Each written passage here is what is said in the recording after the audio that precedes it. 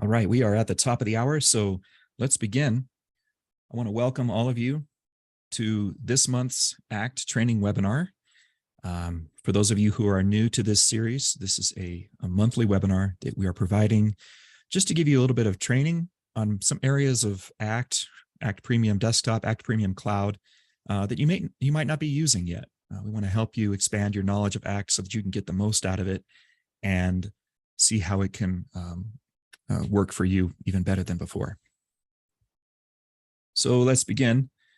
Today on our agenda, we're going to talk about the sales pipeline management, including things like how to manage your sales process, the stages within that process, even creating your own process and a list of stages.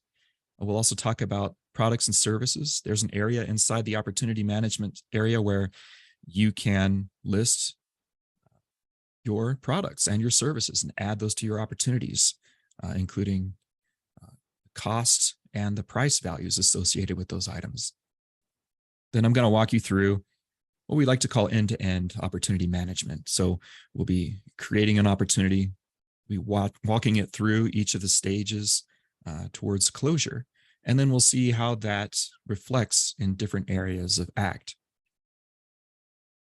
I'm going to show you how to manage the sales pipeline. So there's a view inside the opportunities area that shows you key performance indicators. There's some charts in there that you can see and a Kanban board that lets you interact with individual opportunities by clicking and dragging them around. And finally, we'll look at ACT Insight. This is our dashboard reporting and chart feature, which will show you the health of your business from kind of a high level. And then we can drill down into individual charts to show how your opportunities are driving your business. Now, during this entire presentation, there is a Q&A option for you. So if you're in Zoom, go to your Q&A panel and use that to ask any questions that apply to this topic. I've got Daniel Horn on the horn here, and he's going to help answer some questions. But please try to stay on topic because we're focusing on the opportunity and opportunity pipeline area of ACT today. This webinar is being recorded, so if you're worried about forgetting something you've seen here or you want to share it with somebody else at your company, we will be sending out a link to this video later on.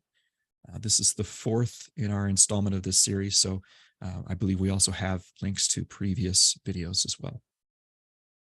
And then at the end, we have a survey. If there's any topics that you'd like to ask, you'd like us to cover, please include that in the survey at the end of this session so that we can make sure we're showing and teaching you the things that you want to learn. My name is Brent Milner. I've been in Arizona my whole life. I'm still here.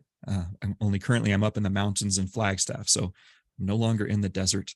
I'm up where it's cooler. I've been working with ACT for over 16 years now. So my job at the company is to create training videos for new hires and for customers to create a learning curriculum to help educate people about ACT, whether you're working for the company or whether you're a customer. And that's it about me. So let's start by talking about the sales process inside of ACT.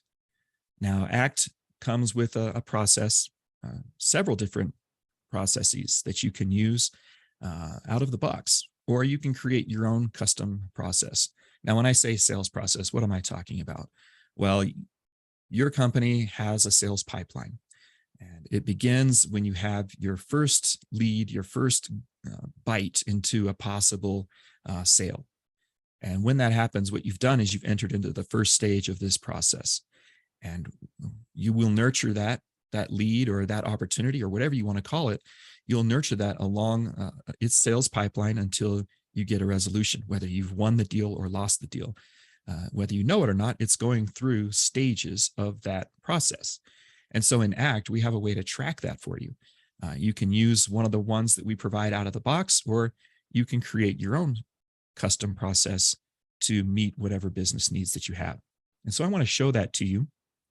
I have a virtual machine going here, and some of you are on the desktop version of ACT, and some of you are on the cloud version. So I'm going to try and show you as much as I can from both areas so that you'll see something that is familiar to you. And I'm going to start by going into the cloud area, and there's a reason for that. So I'm looking at Act Premium Cloud, and I'm looking at the opportunities area. You can see here's a list view of all of my opportunities. I have it filtered on the right to show all of my opportunities by all dates, but I'm only showing my open opportunities.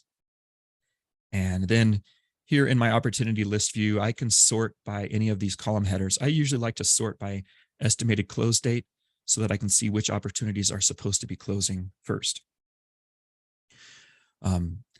Now, inside each of these opportunities, what we will see is that they are assigned to specific stages. And this is what I'm talking about when I mention the opportunity process or the sales process. If I just look at one of these opportunities, I'll click it to view its details, we'll be able to see the process and stage area. So the process I'm using is called Act Sales Cycle. Now, this is one of the default processes that is given to you, provided to you out of the box as an Act customer. And inside this Act Sales Cycle, I can expand my list of stages down below, and it shows me that there are 6 stages here, from initial communication, which is the first stage, all the way through to the final stage, sales fulfillment, at which point we would either close this opportunity with a win or with a loss, or change it to being inactive in the status area. So what I'm going to show you how to do is to create your own process. Maybe you don't want to use this Act Sales Cycle process or the new technology process or the promotional sales cycle. I believe these are the 3 that come to you out of the box. I've created my own custom one called Machinery. And so if you're in Act Cloud, the way you can create your own custom sales process is by going to the Tools menu and then choosing Define Fields. Now, the reason I'm beginning here with the cloud version is because what will happen for you when you do this is you'll get a countdown screen that says, we need to lock this database, and we're going to give all of our users 3 minutes to finish what they're doing before we lock them out of the database, because we're about to make a change to the schema or the structure of the database, and we can't do that while people are logged in, or we'll have data collisions and will cause problems within the database. So you can give your customers a countdown, a minimum of 3 minutes, and you can increase that if you need to. At which point, when you enable that countdown, you'll see in the lower right corner that there is a countdown. It'll be counting down in seconds until your database is locked. Once that countdown hits 0, you'll see this message that says database is locked. And then at this point, you'll see this Define Field screen where you can now manage your process list. So I'm going to click that, and it'll open up. I got an error there. Try that again. Maybe it's because I have not properly locked my database. I'll show this to you in the desktop version because the versions are essentially the same. Once you get to the point where you've locked your database, you'll see the exact same screens. So in the desktop version, again, I'm going to manage my process list. And now this shows me my manage process lists screen. It shows me the current processes that I have in my database. So I see the Act Sales Cycle, the new technology process, and promotional sales cycle. These are the ones that are provided to you out of the box. But you can create a new one. You can edit any of these if you want as well. If I wanted to edit the Act Sales Cycle one, I'll just highlight that and click Edit Opportunity Process. I can rename it if I want. I can give it a description. On the next screen, I can decide what my stages are going to be called, and I can assign a probability of success for each one of those stages. And I'll talk about that number in a little bit. It essentially means, what is your probability of winning this opportunity when it's at the current stage? So maybe for me, by the time I hit my presentation stage, maybe I win 40% of those opportunities. And this is just a rough value you can put in here. You can change these percentages on the fly as you're working with individual opportunities. This is kind of a default value. So if you don't want to change this default Act Sales Cycle process, if you want to create your own process, you can do that too. So from the Manage Process list, what we'll do is we will create a new opportunity process. Now I just have to give it a name. I'm just going to call it, support contracts. Maybe I want to have a different process for when I'm selling my goods versus when I'm providing services. So maybe those follow sort of different kinds of paths along my sales cycle. So now I've created that. I have to create stages for it. So I might begin, my first stage might be a new customer.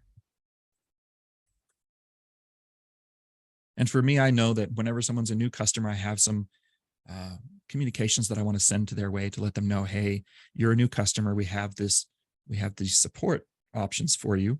Are you interested in those? So maybe 1 out of 10 people will go for that at this point in the process. Now, if I click add, I can create a second stage. So maybe I will call this send information. And during that stage, maybe I send them everything that they need to know regarding these support contracts, what they entail, how much they cost, and so on. So I'll give that its own probability value as well. Maybe there's a negotiation stage where we talk on the phone or in person, and we figure out the best deal that suits all of us. And maybe I'm a good negotiator. Maybe by that time, I'm going to close 3 out of 4 of the deals that get to that stage. And finally, I'll just call it fulfillment. And you can create as many stages as you want. I'm just doing this as an example of several stages that we could create. Once you have your stages all set up, click finish, and it'll immediately add that process along with its stages into your database. And it can now immediately be used in any of your opportunities that you're creating. So why am I starting here by talking about the sales process? Well, I think it's important as you're setting up ACT for your company that if you're going to use your opportunities, as you track your opportunities, you should be using a sales process that reflects your business so that as you create new opportunity records and you progress them through the sales pipeline, you're placing them in stages that make sense to you. So let's move on to the next thing I want to talk about, and that is products and services. Similar to the sales process, you can set up products and services in a table in your ACT database that will now be used with your opportunity records. I also recommend setting up your products and your services before you really dive into opportunities. Although if you've already started using opportunity records, that's fine too. You can add your products and services to your product list at any time. Now on these product lists, you'll see 4 columns: the name of your product, the item number. Now this is just an arbitrary number that you might have for your products and your services, any kind of catalog number that you use. That's what this item number field is meant to do. Then we have a cost field. This is what it costs you to produce or provide a service. And then the price column is what you're selling it for. This is great because now you can figure out, your costs versus your revenues. So let me show you in ACT how to work with your products and services table or your products and services lists inside ACT. There's several ways to access this. If you're looking at an opportunity, one of the things you can do is go to your opportunities menu and choose Manage Product List. And this is available both in the desktop and the cloud version of ACT. Or you can also go to your Tools menu, choose the Define Fields option here again, and choose Manage Product List. Whichever way you go, you're going to reach this screen. And it's just a spreadsheet looking screen that shows all of your current products in your database, their number, their cost, and their price. And of course, this list can be sorted however you want, by number, by name, just to see what products you have there. Let's say I want to add a new product to this list. It's really easy to do. You just click the Add button. It adds a new entry down at the bottom. And now we would begin typing the name of this product. So I'm going to call this a goblet glass, one color. I'll give it a number. I don't know what number I'm going to give it. 1201 maybe. and the cost. What does it cost me to either purchase this or produce this item? Say $3.15. And how much am I going to sell it for? I'll say $6.50. And just like that, I've entered a new product into my list. What if you have lots of products though, and you don't want to go through this step each time? You already have them maybe in a spreadsheet or something. Well, here we have an import button, which allows you to import a spreadsheet into this table. Now I have a spreadsheet that I created ahead of time. It's got a couple products in there, glass cleaner and glass sanitizer, along with all the products, numbers and costs and prices. So I'm going to import this spreadsheet. It's a comma separated value spreadsheet. It's a CSV. So I'm going to close this window and I'm going to import this spreadsheet. I think I saved it to my imports directory. Here it is, products. And I'll click open. Then I have some questions. Do I want to replace products with the same name? So maybe I've made some changes to my prices in my spreadsheet. If I check this box, it will replace any of the ones that have the same name.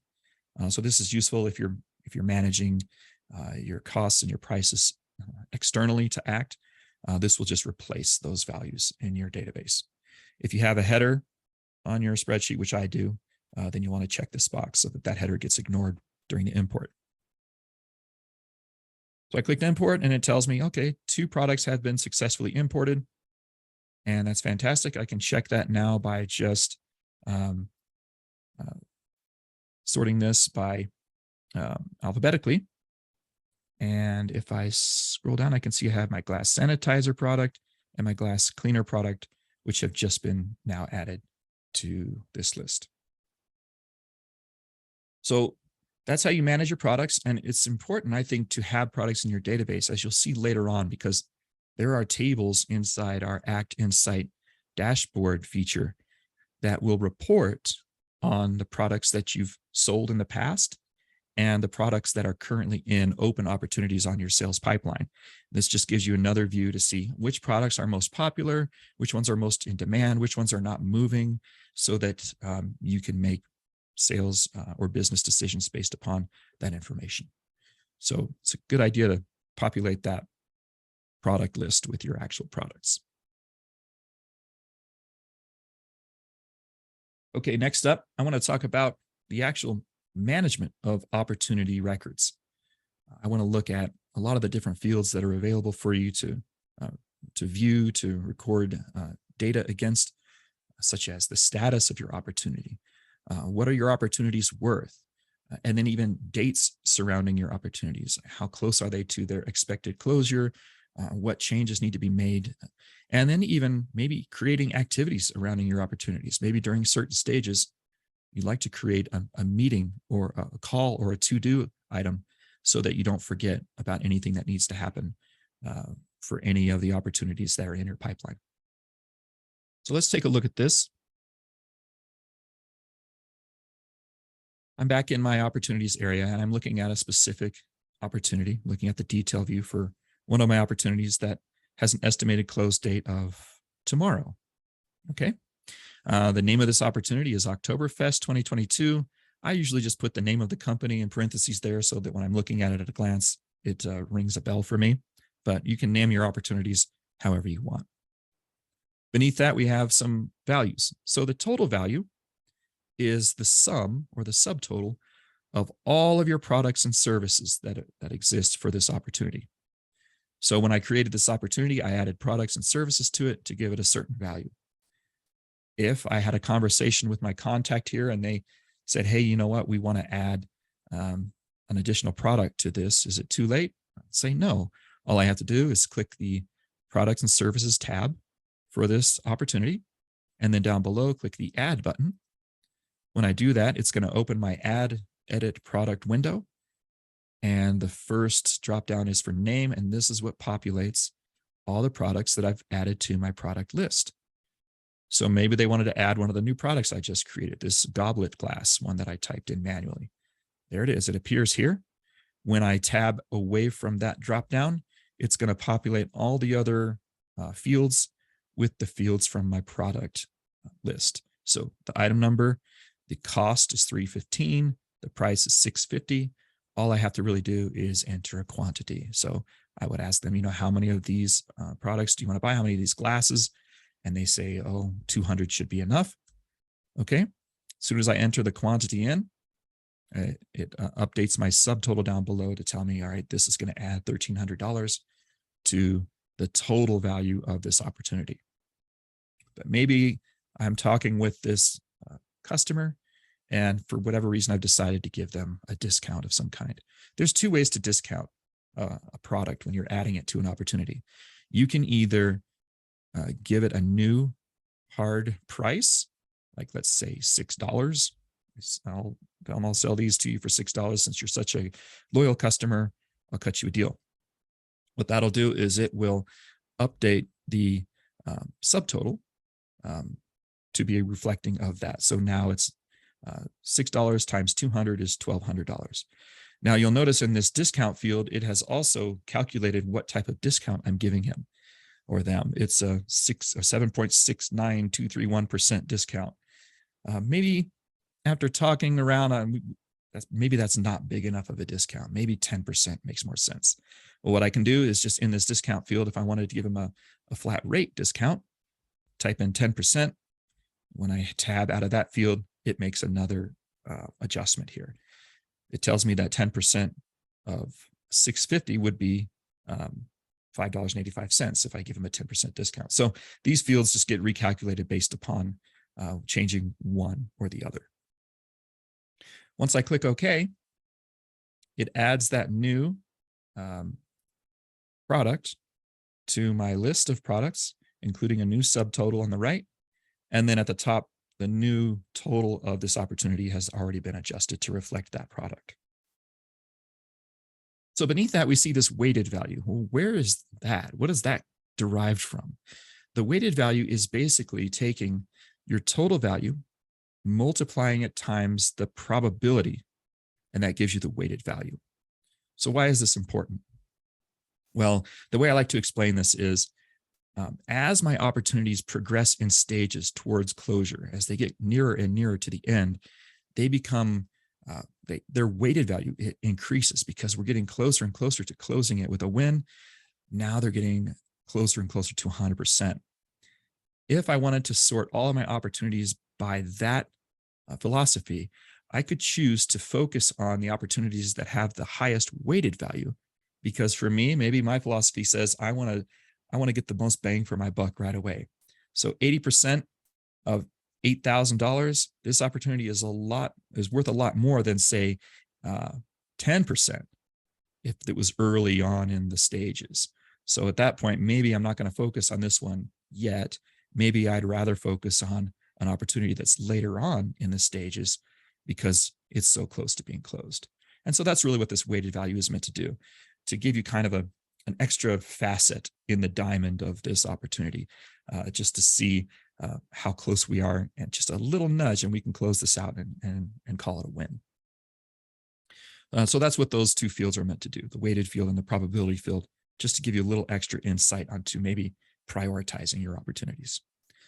Now, down below that, we have our dates field. So this opportunity was opened in July.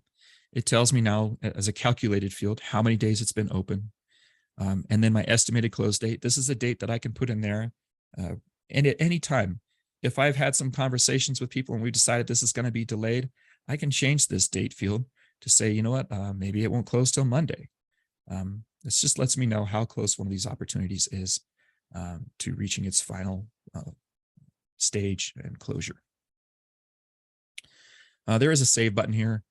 In the Act Premium Cloud version, it does an auto save for you, but you can still click save there as well. I try to always remember to click save just because I'm kind of paranoid about losing data. Now in the status field, this tells you the status of your opportunity. Is it open? Is it closed? Did you win? Or is it closed? Did you lose? Or maybe you talked to the customer and they said, oh, there's a lot of stuff going on with our company right now. We're still interested in this, but we just have to put this on hold for 6 months or a year or whatever. If you set this to inactive, that's a way of keeping the opportunity without it showing that it's a potential loss in your report. So if you set it to inactive, it just kind of puts it on the back burner for you, and then you can readdress it later on. Process and stage. This is the process that we were using, Act Sales Cycle. We'll see that my new support contracts process now shows up in the drop-down list. And when we create a new opportunity, I'll choose that one to show you how that looks.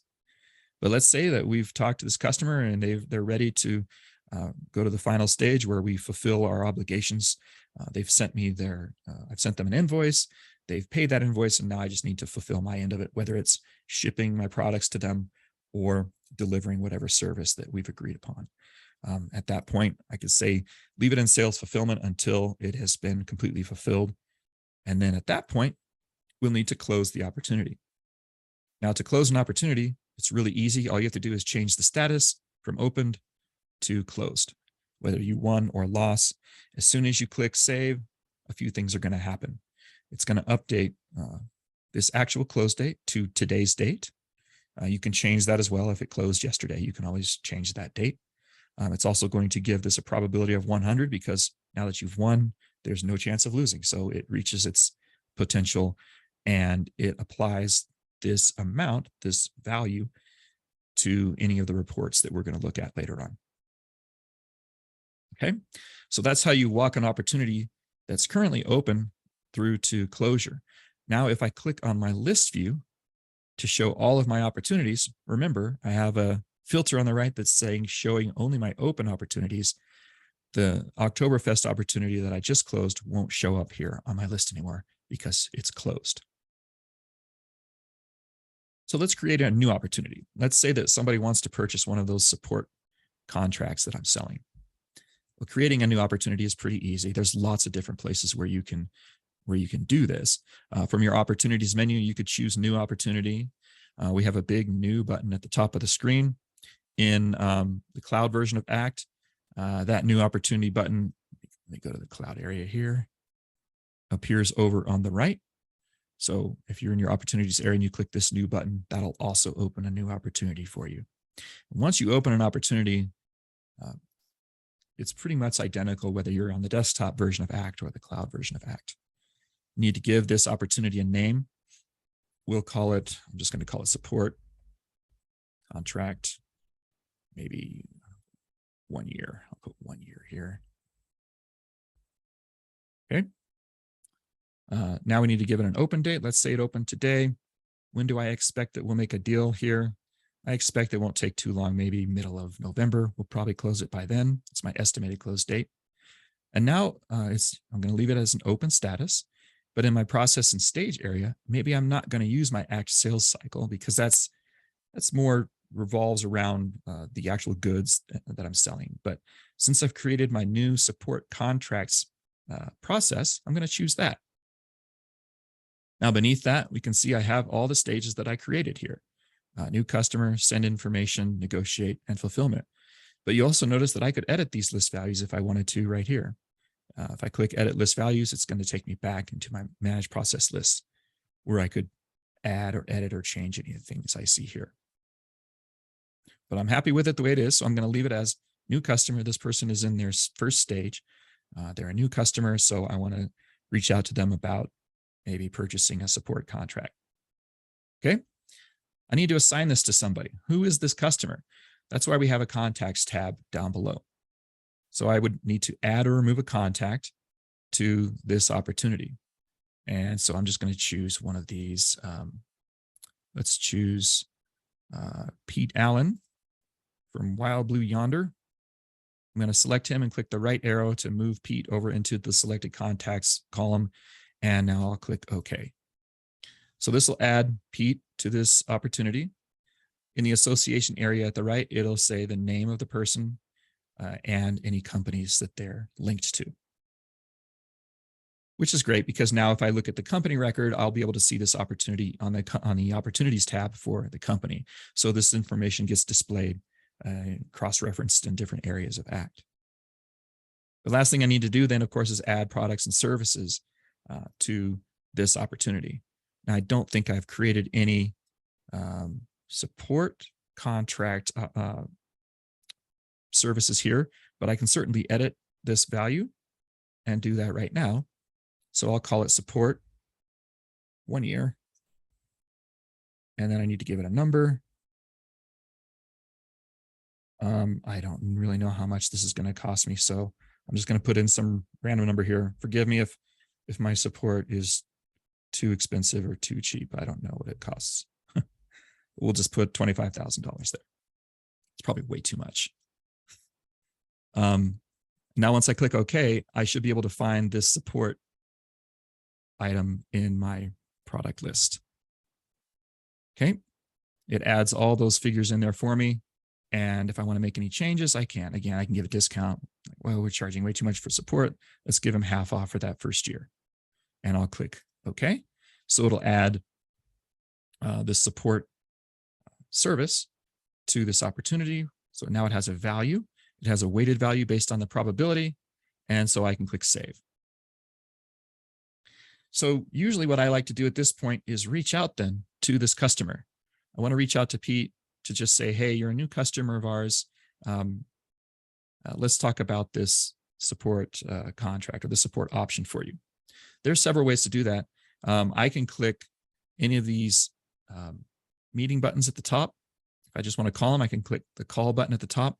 One of the cool things that it does is it associates this activity with Pete and with his company and with this opportunity record that I've just created.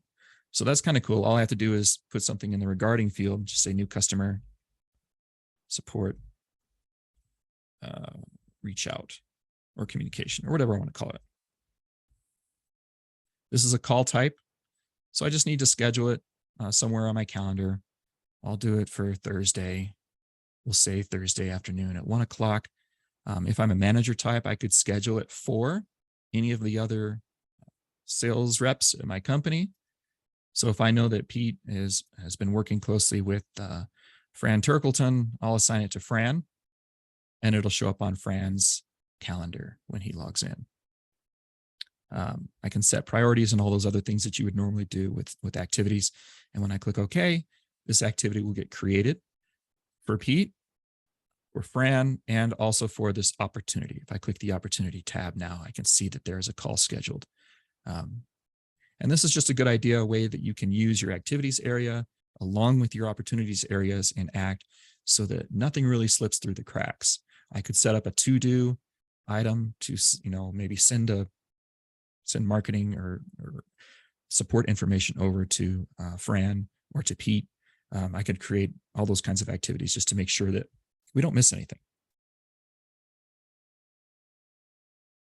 Now, one of the other things I want to show you here inside the opportunities area, we've seen the list view a little bit, but I also want to look at this pipeline view. Now, the pipeline view is going to really focus on your opportunities that are currently open. The first thing you'll notice are these graphs and informative things at the top of the screen.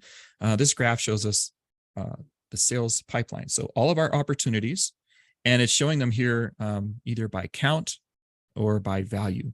And the graph on the left shows the stages along my ACT sales cycle. The reason I know it's my ACT sales cycle is because on the right, there's a little options frame that I can open, and it's just showing me all of my opportunities on my ACT sales cycle process. If I change this to now show my support contracts, it'll show me, okay, I only have one opportunity here. It's the one I just opened with Pete. It's in the new customer stage. If I switch to the count, it's telling me there's only one opportunity here in this stage, and its value is $12.50. So you have to use the filters on the right to switch between your different sales processes to show you the opportunities that are in the pipeline for that process. I use my ACT sales cycle one more, so that's why I'm going to stick with that and show you the screen based on the opportunities in that cycle. So I can see from looking here, there's a huge value of opportunities in this negotiation stage. Right away, as a sales manager, I might say, hey, this is our bottleneck right now, at least monetarily.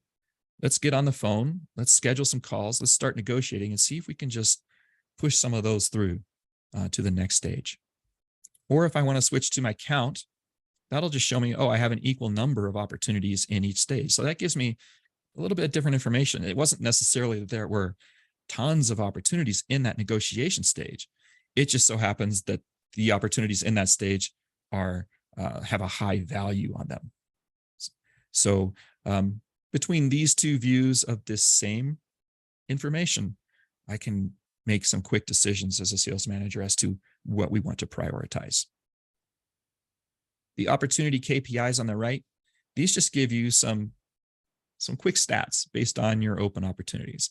It tells me I have 10 open opportunities, the total value of all of them together, the forecasted value, meaning where they currently are in the pipeline, and then also the average age of all of my opportunities combined.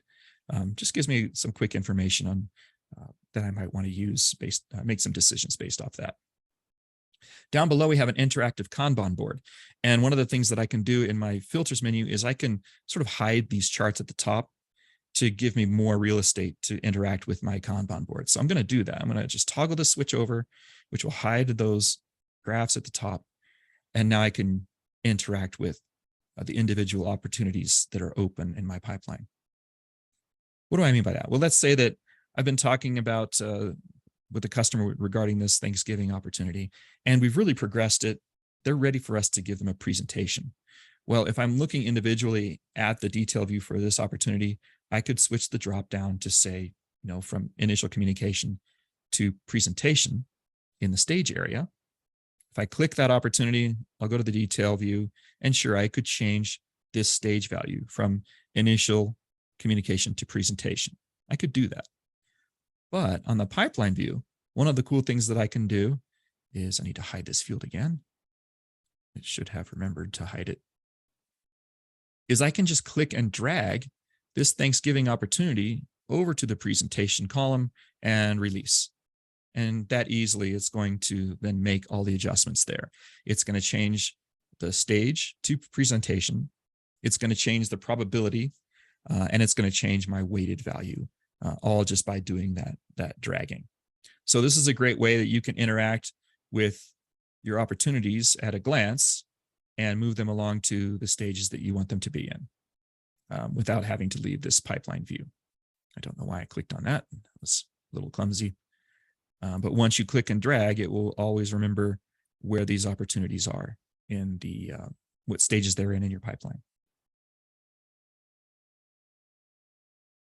Okay, so let's move along here to, I think, one of our last areas here, and that is Act Insight. So once you have been working with your opportunities over a period of time, you'll be able to use the Act Insight area to just give you, for lack of a better term, insight into the health of your business, into the efficiency of your sales department. And here's what I mean by that. There are lots of different graphs, and these are interactive graphs on various views of your dashboard, which can show you a wealth of information. So I'm going to jump in there and we're going to look at some of the views and charts that I have in Act Insight. By default, Act Insight is going to open what we call the Key Insights view. Now you can switch to different views by using this little options area on the right. When I click that, it's going to expand that frame. And you can see that the view I'm looking at is called Key Insights. And I'll cover more of this in just a little bit. We'll come back to this. I just want you to know that this little options button in the top right, it looks like a gear, is something that you should interact with because there's a lot of tools in here that you'll want to use. But let's start by just even looking at this first view, the Key Insights view. You can see it shows 4 different graphs. And for each of the graphs, there's a little question mark button. It's not really a button. It's just something you hover over. When you hover over that, it's going to give you a description of what this chart is meant to show you. So for business health, what this is showing me is my history of opportunities. It's showing me the green bars show me the potential opportunities that I had, and the blue bar shows me the actual opportunities that I closed. So you can look back over time to see, how we did. Did we have months that were exceptionally poor or good? How can we go back and analyze that and either replicate it or correct it. So this just gives you a quick view over a period of time, and even looking into the future a bit to see what your potentials are in the calendar moving forward. Most of these charts also have filtering options on them. So the very top right button, the little vertical ellipses button, when you click that, and each chart is different, it'll allow you to set filters for this chart. For example, on my business health chart, it's going to show me whether I want to look at this year's opportunities or last year's opportunities. So you can toggle back and forth between those two. You can also change your chart type. So if I switch to grouped, it's going to give me just lines instead of three-dimensional bars. And you can also view, I think, grouped 3D is a different kind of looking chart. So just depending on which style you like the most, you can choose that on this filtering screen.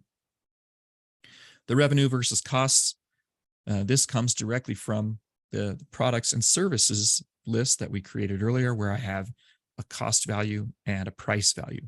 And so this just helps you get an idea of how you're doing on your initial investments. Were your costs worth it or not? If your black line is closer to the top of the bar, that means you're not really making very much off of what you're spending. So what you really want to see happen is this black line be towards the lower side of these bars to show you that of what you're spending, you're getting a lot more revenue for it. And again, this is also filterable by date, and you can choose specific products if you want to look at those instead of all the products in your database. This chart shows me just the average number of days my opportunities are in each stage. I don't have a lot of great data here. Let me change maybe this filter to last year to see if I get better data there. And it does break it down into very, very detailed decimal amounts, but it just gives you a good idea over time to show you where your opportunities are getting stalled. So for me, I'm seeing that my negotiation stage and my commitment to buy stages are really taking almost 2 months on average. Maybe that's not acceptable. Maybe I need to change the way we do things here in my sales department to reduce the time that it takes to get from negotiation to commitment into the sales area, commitment fulfillment area. So a chart like this just helps you quickly look at your business and say, all right, well, here's what we're doing right, but here's what we need work on. And then this last chart is called competitive advantage. There's a field inside each of your opportunities called reason.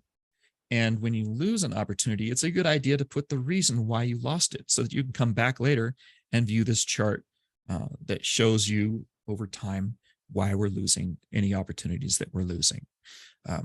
Was it their budget? Was it our pricing? Was it because of the pandemic? Whatever the reason might be, this is a great chart to look at to say, okay, how can we get better at winning by fixing the problems we have when we lose? And this chart will help you quickly identify any of those issues. Now, I should mention that on some of these charts, you can click on the actual bars, which will then give you the data from within that bar. So in this case, I see that this budget is a big reason for us losing a lot of opportunities. So I might just click that bar and it's going to show me every opportunity that we lost because of a budgetary reason. And now from here, I can click into any of these opportunities just to see the details and maybe drill down further with a little bit more specifics. So these charts are great for that because it can really help you get to the detail of any of the things that those numbers represent. The other view I want to show you is called sales metrics. So if you open your options menu on the right and you look for your select view dropdown, I'm going to change this from key insights to sales metrics. This is great when we're talking about sales opportunities and pipelines because this shows me information based on my products and my team. So the top two charts here are showing me my past sales, the products we sold, and my representatives who were in charge, who were the account managers of those opportunities. So I can see which products are selling the most, which is great. And I can see which ones are struggling right now. So that just quickly helps me to make some decisions. Do I need to promote these more? maybe do I need to discontinue these because they're maybe not worth the effort? And just by looking at this chart, I can quickly start asking some questions. With my sales by rep, again, I can see each of my sales representatives, and this shows me a value based on their closed sales, also on whatever filters that I have set. So I'm showing all their sales for this year. If I switch this to maybe this quarter, these bars would change and it would show me some different information. So using your filters will help you get the data that you are most interested in seeing. And of course, I can click on any of these bars to show me the individual opportunities that that sales rep was responsible for winning. Down below, we'll see just kind of like a pie chart of my won sales versus my lost sales. To the right of that, though, now it's kind of showing me the future opportunities for my sales reps. So if this chart shows me the past sales that we've won, this one is showing me the open opportunities. So maybe somebody's numbers were low because they had a lot of opportunities in their pipeline currently. And so I really need to look at both of these charts together before I come down on somebody for not having great numbers. Maybe that's just because they have a lot of open opportunities currently that haven't been closed yet. And of course, this is also filterable by date, and you can show, or not by date, but by the users in your system, the different salespeople, and you can show, you can change the bars to show value or maybe number of opportunities if you want to look at it that way. Finally, this last chart is for forecasted sales by product. So again, if I talk about the products we've sold in the past, that's what this chart represents at the top. And this chart down at the bottom shows me my products that are currently in open opportunities in my pipeline. What are we planning on selling? What's in the horizon for our products? This is useful because if I have one product that's doing really well, maybe I need to reach out to my supplier and order more of those, or produce more of those, or hire more people to make sure I'm going to be able to fulfill those things. So this is useful for me in planning ahead. And so that's really what these charts are meant to do. As you close your opportunities, the numbers on these charts will change. These forecasted sales will now become realized sales. If we've lost any opportunities, those will show up as well on the other charts that I mentioned before. And so that is a great way for you to keep on top of your opportunities, whether they are open or closed. So the last thing I want to do then is to address any questions that may have come up during the training. And so, Daniel, if you're around, are there any questions that need to be addressed publicly, or have all the questions kind of been resolved as they've come in? I believe they've all been resolved as they've come in. There may be some that can certainly ask questions if they would like them. Okay. Yeah, so we'll stay around a little bit longer if you have any more questions. Thank you, Daniel. I appreciate that. We'll stay around if you have any extra questions. We'll stay around for about 10 more minutes, I think. In the meantime, I just want to thank you for joining us today. And don't forget, we will be sending out a link to the recording for this webinar to you. And also, if you have any requests for future training webinars, please share those with us. Include those in your surveys so that we know exactly what you want to know, and we can deliver that to you each month. So with that, I'll just say thank you very much for joining us today. It's been great having you here, and we look forward to talking to you again next month. Have a great day.